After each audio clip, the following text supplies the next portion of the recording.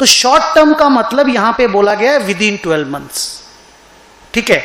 तो वो employee benefit जो with in 12 months from the year of accrual, mind this word, only इस इन days में ये प्रॉब्लम है, not from the day of accrual but from the year of accrual.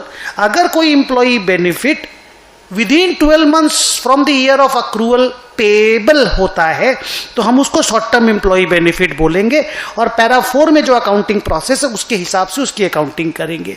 तो आप इसको ऐसे समझ लो कि अगर 25-26 फिनेंशियल ईयर मेरा चल रहा है, अकाउंटिंग है, ये वाला अकाउंटिंग ईयर है, और किसी इंप्लॉई का पैसा अक्रू हुआ, मान लो सैलरी बोल दो ना, मान लो सैलरी अक्रू हुई मई महीना में, दैट इज मई 2025, तो मई 31 मई को वो सैलरी अक्रू हो गई, मई 31 डेज का होता है ना, तो 31 मई को वो 10,000 रुपए की सैलरी मान लो अक्रू हो गई, पर मेरा उससे एग्रीमेंट है कि ये पेमेंट मैं तुमको करूंगा 31 मई 2027 को।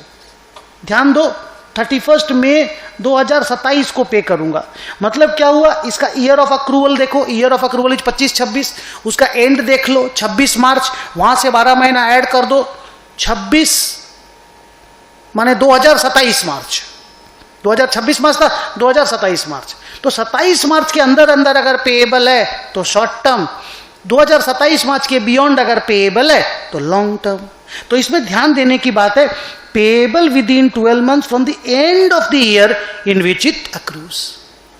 ओके, अब चलते हैं आगे कि सर ध्यान रखना from the day of accrual नहीं है, normally from the day of accrual 12 महीना होता है, यहां from the year of accrual है। अब आइए types of short term employee benefits क्या क्या होता है। 3 शॉर्ट टर्म एम्प्लॉई बेनिफिट के 3 टाइप्स होते हैं। There are 3 types of short term employee benefits. पहला है सैलरीज एंड वेजेस, दूसरा है लीव सैलरी जिसका अच्छा नाम इंड एस में रखा गया है कॉम्पेंसेटेड एब्सेंसेस, और तीसरा है प्रॉफिट शेयरिंग बोनस।